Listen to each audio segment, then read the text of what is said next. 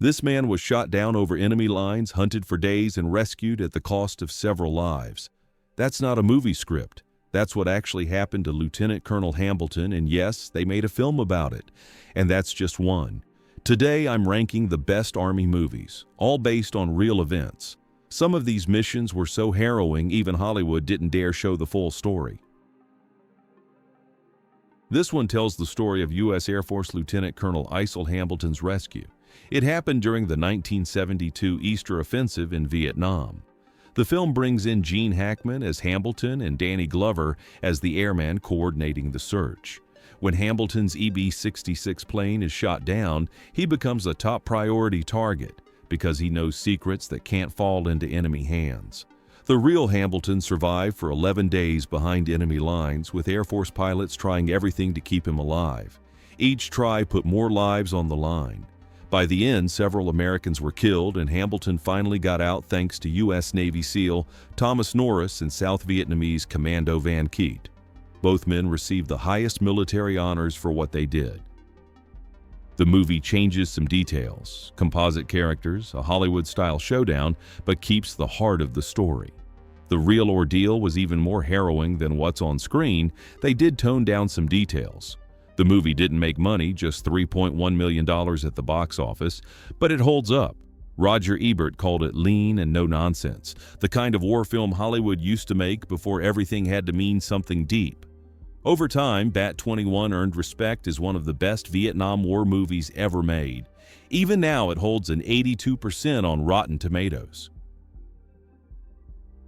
The Outpost goes straight to the 2009 Battle of Kamdesh in Afghanistan, one of the bloodiest battles for American soldiers in that war. The story comes from Jake Tapper's nonfiction book, and the movie sticks close to what happened at Combat Outpost Keating. This was a U.S. base built in the worst possible place, down in a valley surrounded by high ground. The film shows the lead-up, constant attacks, the loss of commanding officers, everyone waiting for the big one. Then, on October 3rd, it comes. Hundreds of Taliban fighters hit the base from every direction. The movie puts you inside that chaos for a 40-minute battle sequence that just doesn't let up. 8 Americans died in the actual fight. The movie shows their names and faces at the end, and it notes that Keating is later evacuated and demolished. Real veterans, including those who were actually there, say the film nails what it felt like. Every detail, from the camp's look to the way soldiers talk, gets checked and approved by the people who lived it.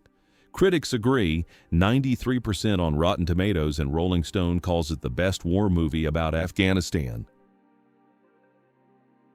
12 Strong tells the story of the first U.S. Special Forces team to go into Afghanistan right after 9/11, October 2001. A dozen Green Berets from Operational Detachment Alpha 595 team up with the Northern Alliance. The goal is to take Mazar-i-Sharif from the Taliban, and they do it by combining airstrikes and horseback charges. Yes, actual cavalry in the 21st century. Outnumbered 5,000 to 1, they rely on speed, surprise, and improvisation.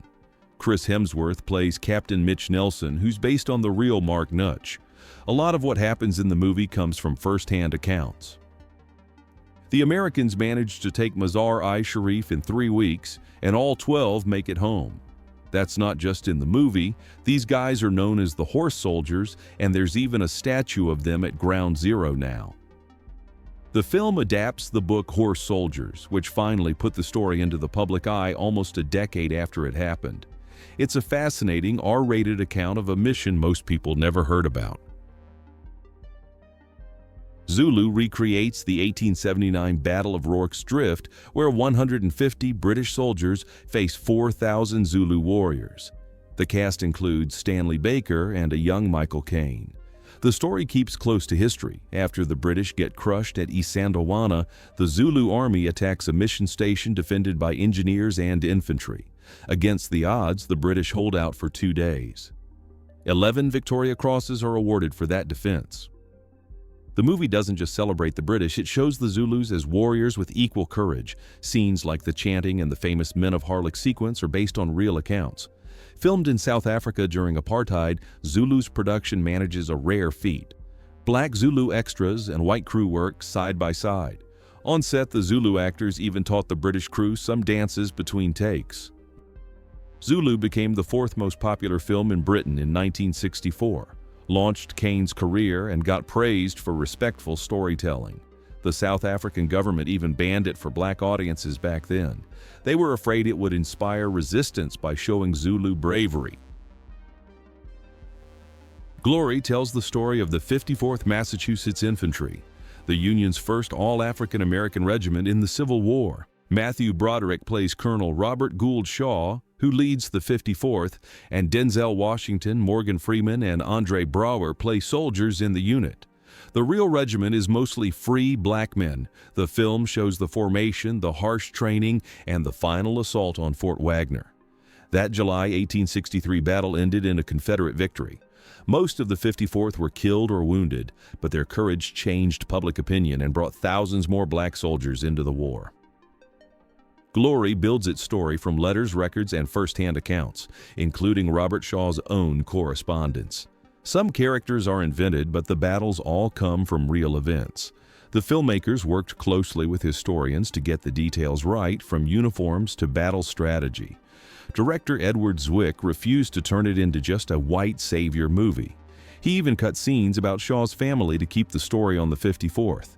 Morgan Freeman supported that decision, saying, "This is a picture about the 54th Regiment, not just about Colonel Shaw." Glory won 3 Oscars, including Best Supporting Actor for Denzel Washington. Rotten Tomatoes puts it at 95%, and critics call it one of the best war movies ever made. The Great Raid covers the January 1945 mission to rescue over 500 American prisoners from a Japanese camp at Cabanatuan in the Philippines. U.S. Army Rangers and Filipino guerrillas plan and execute the operation, led by Lieutenant Colonel Henry Mucci and Captain Robert Prince. The story follows the preparation, the infiltration behind enemy lines, and the raid itself. The film uses actual histories, the Great Raid on Cabanatuan and ghost soldiers, and brings in real veterans as consultants.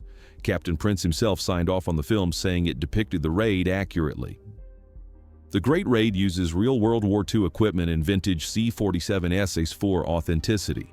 Hampton Sides, who wrote Ghost Soldiers, visited the set and noted the painstaking detail. Despite all this, the film got delayed for 3 years due to studio politics, and when it finally came out, it made just $10 million against a $60 million budget, huge box office bomb. Still, historians and military reviewers still call it one of the most accurate World War II rescue movies. Kilo 2 Bravo shows what happened to a British unit in Afghanistan in 2006. The film is a slow-burn, real-time depiction of what can go wrong in a war zone. A patrol from the 3rd Battalion Parachute Regiment wanders into an old Soviet minefield. One soldier triggers a mine, and when the others try to help, more mines go off. The whole section is trapped, and now they are waiting for rescue helicopters while trying to save their friends without setting off more explosives. The production skips CGI, skips the music score, and lets the silence and tension do all the work. What you get is a movie that feels like a documentary, almost too real to be entertainment. The film earned a rare 100% on Rotten Tomatoes, higher than even Nolan's Dunkirk. The director, Paul Caddis, thought the audience hated it because they left the test screening in silence. In reality, they were just stunned by what they saw. It never went wide in theaters, and the total box office barely cracks $34,000. Still, if you want to know what it actually means to be a soldier in a war zone, this film gets closer than almost anything else. 6 Days recounts the Iranian embassy siege in London, 1980.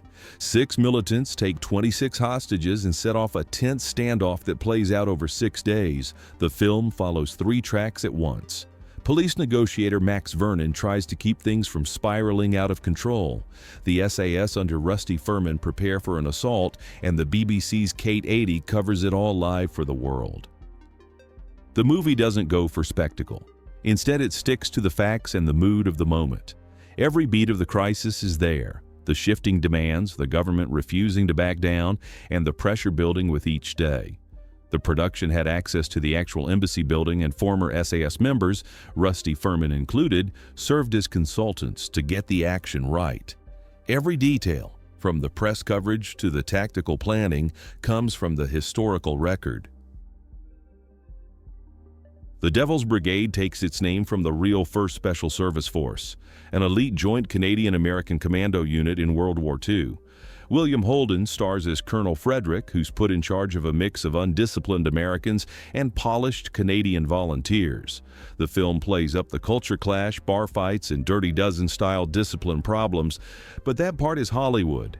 In reality, these men weren't convicts, but there were some real differences between the two sides.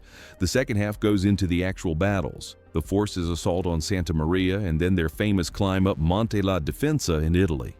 This raid is true. The brigade did scale a sheer cliff, catch the Germans off guard, and succeed where bigger units had failed. The Devil's Brigade hit theaters just after The Dirty Dozen, so critics saw it as another riff on the same formula. The producer David Wolpert later said their timing killed us, but the movie remains a well-paced, enjoyable action film, even if it's not always accurate. Veterans of the force have said the film is pure fiction when it comes to their background, but they still find it entertaining. Merrill's Marauders is Samuel Fuller's take on the real-life 5307th Composite Unit, America's long-range raiders in Burma during World War II. Jeff Chandler stars as Brigadier General Frank Merrill, leading his men through jungle hell in 1944. The film covers the Marauders' trek through mud, disease, and enemy fire to take a key Japanese-held town. It's a story of exhaustion more than heroics. Soldiers collapse from hunger and tropical sickness, and victories come at a high cost. Fuller, himself a combat vet, keeps everything at ground level. Confusion, fatigue, the pressure to just push on a little further no matter what. Characters are composites, and the story compresses several battles, but the core is there. This is the group that helped inspire the modern Army Rangers. Filmed in the Philippines, Merrill's Marauders stands out for its attention to the misery of jungle warfare and the little details, men eating leeches, using bazookas to clear paths, and fighting the jungle as much as the enemy. Fuller couldn't finish every scene. Jeff Chandler died right after filming, but even with studio constraints, the movie delivers a tough story that deserves more recognition.